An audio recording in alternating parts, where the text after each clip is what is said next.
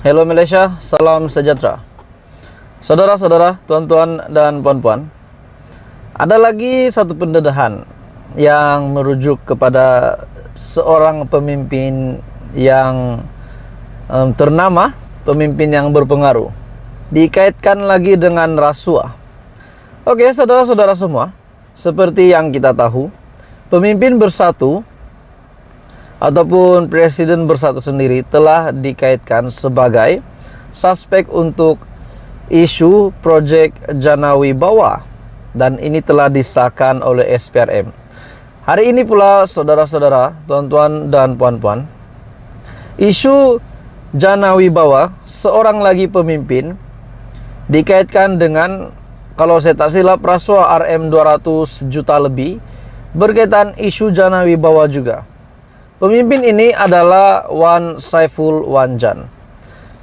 Akhirnya, pendedahan terkini di mana pemimpin ini tidak mengaku telah meminta dan menerima rasuah sebanyak RM 6,9 juta.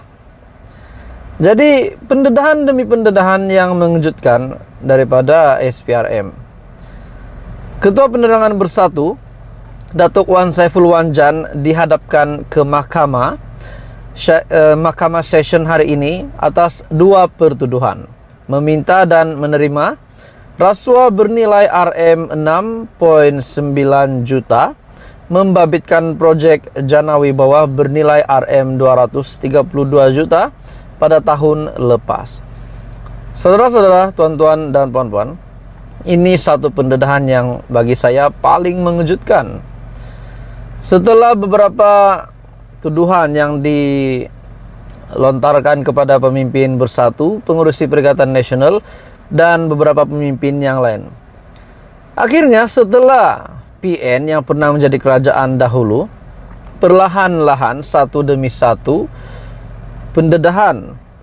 Adakah ini pendedahan satu demi satu ini menunjukkan kepimpinan PN pada waktu menjadi kerajaan dahulu memang kotor, keji dan buruk? Saya tidak mengesahkan perkara ini.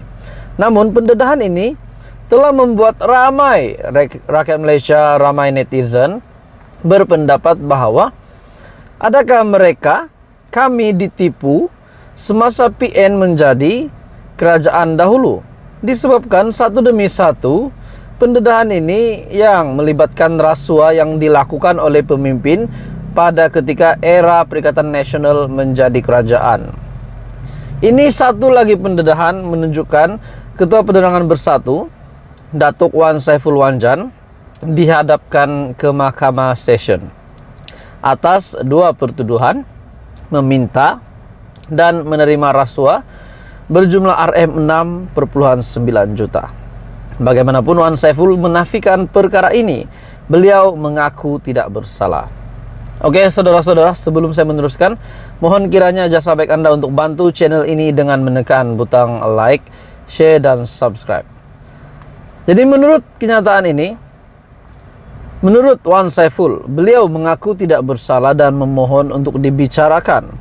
Berdasarkan pertuduhan, Wan Saiful didakwa meminta wang daripada Lian Tan Chuan sebagai dorongan untuk membantu syarikat Nepturis Sendirian Berhad mendapatkan projek Central Spine Road Sertik ke persimpangan Lebuh Raya Pantai Timur daripada Kerajaan Malaysia secara prakelayakan bernilai RM 232 juta di Royal Lake Club Taman Tasik Perdana pada April tahun lepas.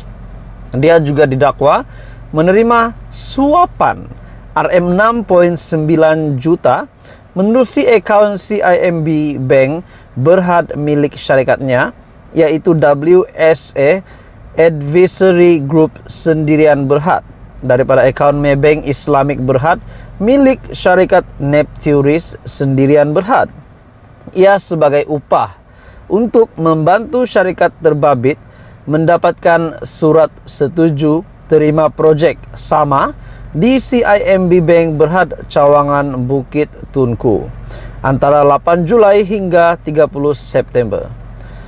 Tertuduh didakwa melakukan kesalahan mengikut Section 16 dalam kurungan E Akta Suruhanjaya Pencegahan Rasuah Malaysia SPRM 2009 Akta 694 yang boleh dihukum di bawah Section 24 dalam kurungan 1 Akta. Jadi saudara-saudara, ini satu pendedahan yang mengejutkan.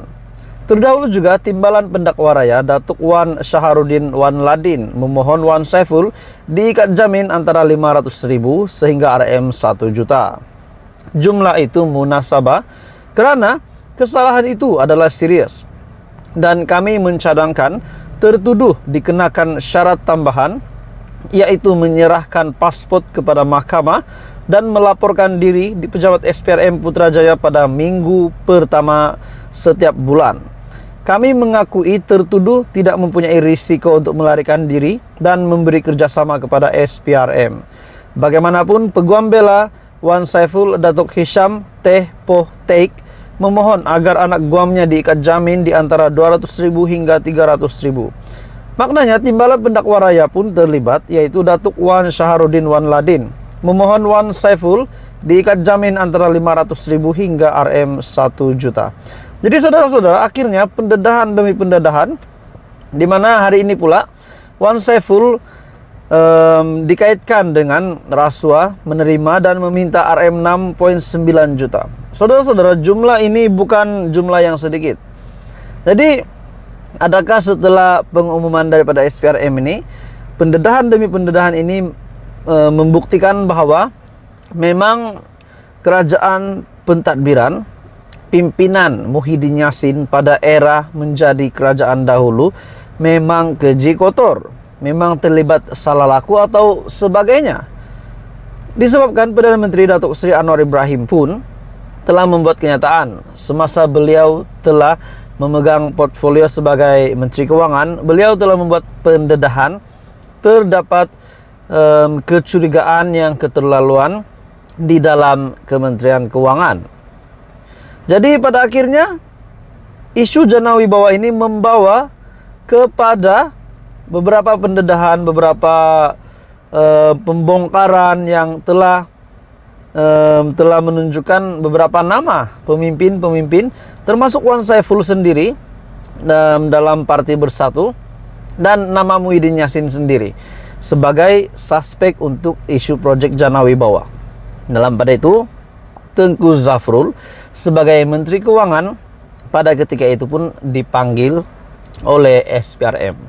Jadi saudara-saudara, apa komen Anda? Teruskan bersama di dalam channel ini. Jangan lupa bantu channel ini dengan menekan butang like, share dan subscribe, dan sekiranya Anda mempunyai komen tentang perkara ini, dipersilakan komen.